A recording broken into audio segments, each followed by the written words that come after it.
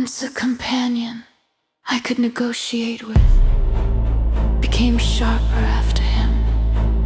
It was never just thirst, it was memory, desire, pain. When I fed, it was with caution I would take what was necessary, leave no mark, leave no ruin. And yet sometimes, late at night, I would let myself forget, just for a moment, just long enough to remember what it had felt like to have someone truly inside my life. It was during one of those nights when the fog rolled heavy over Ravenhurst and the gas lamps flickered like dying stars that I saw him, or at least someone like him.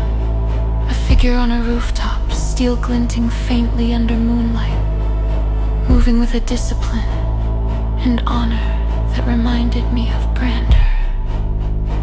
I didn't chase him, I didn't approach, but I watched every motion, every measured step, every glance toward the streets below. Something inside me stirred, something I hadn't felt since that night decades ago. And fear, hope that I might not always be alone. Fear that I would destroy it if I tried. It was a cruel reminder. Love is not a gift, it is a test. And I am an immortal who has failed it once already.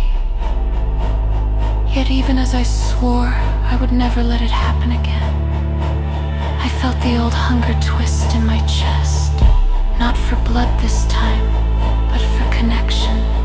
A hunger for warmth in a world that only offered shadows. I realized then that the story of Raquel, my story, was never just about survival. It was about restraint, about enduring the weight of what I had done and choosing every day to walk forward anyway.